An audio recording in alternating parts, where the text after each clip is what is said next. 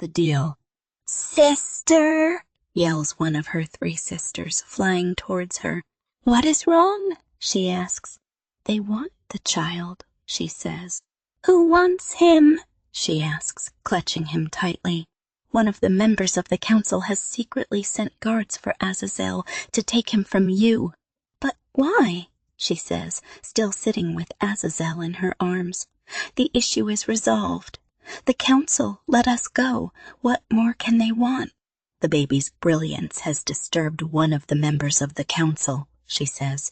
"That guard, the one present with you, has the ear of one of the council's members and has convinced him to find and kill Azazel. I will fly to our mother and father," says the young woman. "Our father will protect us, and then have him take Azazel away from you because you can't keep out of trouble," says her sister annoyingly. "Well, then, what do you suggest?" As she asks her sister this question, 2 guards materialize in front of the 2 sisters. "Give us the child," says one. "You and I both know that it is the right thing to do," says the other, who is the guard that spoke against the goddess in court. "We have an order," he continued. "No," says the young woman, holding tightly to her son. This guard didn't like her answer. After tightening up his face and clenching his fists, he, determined to pry the child from her arms, walks towards the woman. Her sister belches out a scream, agitating their mind and bringing them to the ground. The first guard, fighting the waves of sound grinding against his mind, conjures up enough strength to disappear and then reappear behind the screaming sister, quickly forcing his entire arm through her torso, killing her instantly. With her sister dead and the screeching sound halted, the other guard rises to his feet and continues walking towards the goddess and her son. When he gets close enough to them, a light blue shield, like as a bubble, circles the woman and her child, blocking him from reaching them. "It is not the goddess doing this, but Azazel. You shouldn't be able to do this," he says. "It is not I," she says, and with a look of apprehension, "but my son." Suddenly, the first guard began to cough. His coughing then picked up, becoming more intense and frequent. Soon enough he clutches his throat, which was quickly eroding, as if acid had been both poured down his throat and thrown onto his skin. After a moment of struggling, he drops to his knees, his flesh evaporating into the air. The other guard, the enemy of the goddess and her son, upon watching his comrade pass away, turns his head back onto the mother and her son. Determined to break the shield, he transforms his 2 wings into large hammers. As they, in mid-air, are about to meet the shield, the same sequence of events occurring to the other guard's throat happens to his wings. Sensing their fellow guard's defeat, other guards show up on the scene. Seeing their brother, just like the former guard, slowly evaporating, they all begin to rush the shield protecting the mother and her son. Right as they are all around the mother and her son and are determined to collectively shatter the shield, the goddess and her son disappear through the ground, reappearing in the under-universe and at the dining room table of the child's father. "That could have been worse," he says. The goddess, still clutching onto her son, which 2 sit across from him at the other end of the table. "Don't you think?" he continues. "How did we?" she says. "Don't you worry," he interrupts. "He is not the one who brought you here. I brought you 2 here to me, with you not being able to fully defend the both of you, and with him not able to fully protect you both, someone had to interfere. There is no way I was going to let my son die by the hands of a class not even worth the substance they were created with." "Fighting her shock, your son," she says, astonished. "This is your son," she says. "He may look absolutely nothing like his mother now, but the beauty and the brightness attached to his glow, it is mine. I can see through what you did to him and what your father sealed within him. I can see my son as he is, and I can also feel him. He cried out to me, not verbally, but within." himself, and because of his cry I answered. I don't know what to say, says the goddess. What is there to say? He says, slumping back into his seat. You saved me from having to again war with the council, although this war would have been about my son and, on another level, completely justified. Because just think about it. Imagine the son of the king of the Underuniverse, the prince of the Amalgamate's throne, put out of existence, or worse, having some, as was done to you, amendment disfiguring his intelligence.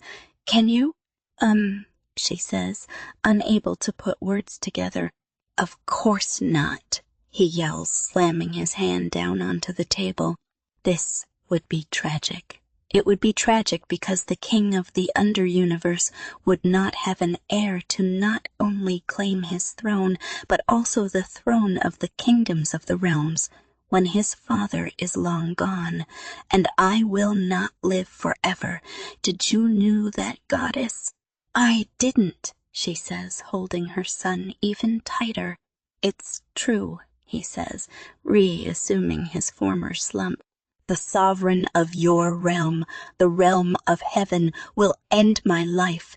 Even your father and all of the creators know that their sovereign will remove me from lifespan, but none of them understand the government of my son.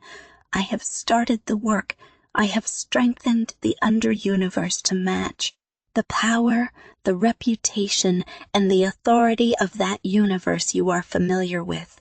No one knows the legacy that I will have through my son except, well, now you do. I don't understand, she says. Yes, of course, he says, sitting in a way to where his chin with his elbow on the table rests in his palm. Why are you here? Why didn't I just save my son and let you, the goddess stripped of her strengths, die right then and there? I saved you because I need you. But I am useless, she says. No, you are not, he says, meditatively slumping back down into his chair. You are not useless. You have become by encoding my son with your intelligence, and by rearranging his appearance and without even giving birth to him, the mother of my child. You have erased his mother and have replaced her. In the eyes of my son and you are his mother and are also in debt to me.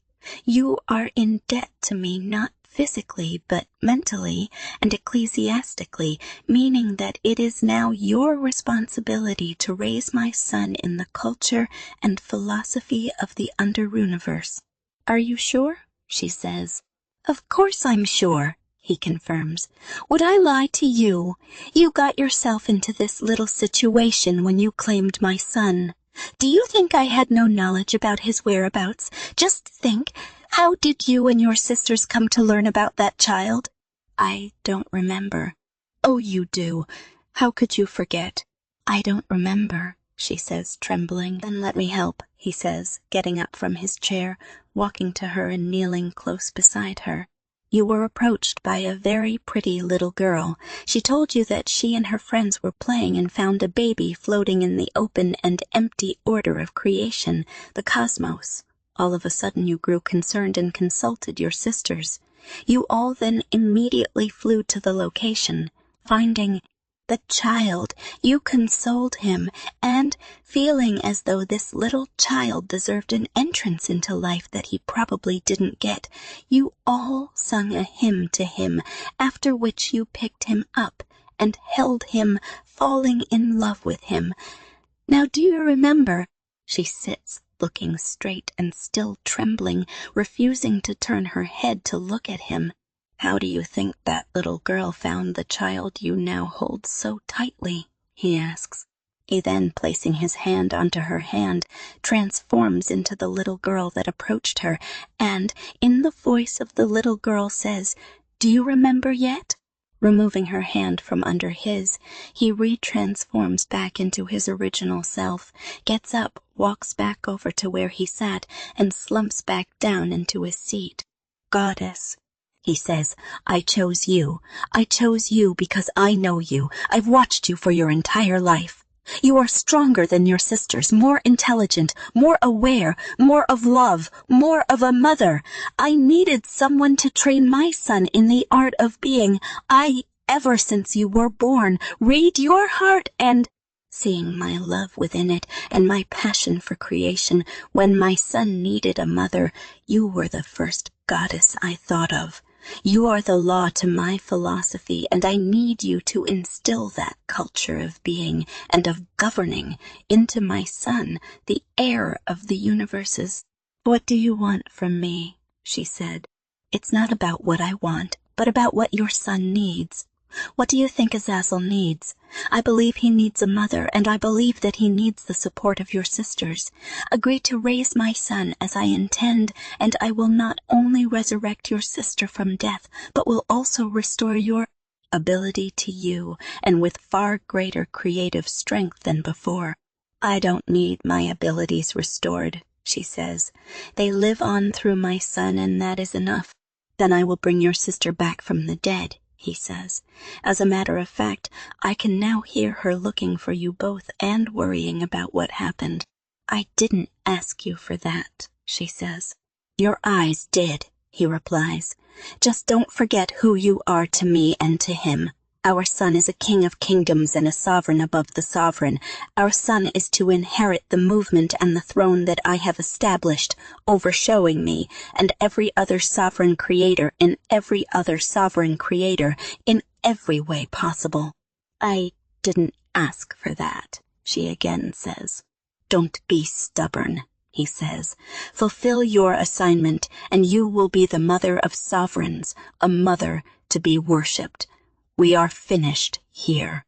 Moving his hand in a swift manner, he removed her from the under-universe, causing her to reappear where she last was, her sister frantically shouting her name.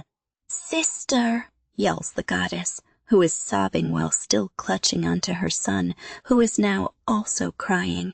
Her sister runs to her and drapes her wings around the goddess and her son. What happened? She asks. I thought I died. The goddess weeps uncontrollably. What happened? She again asks her sister. The goddess weeps uncontrollably.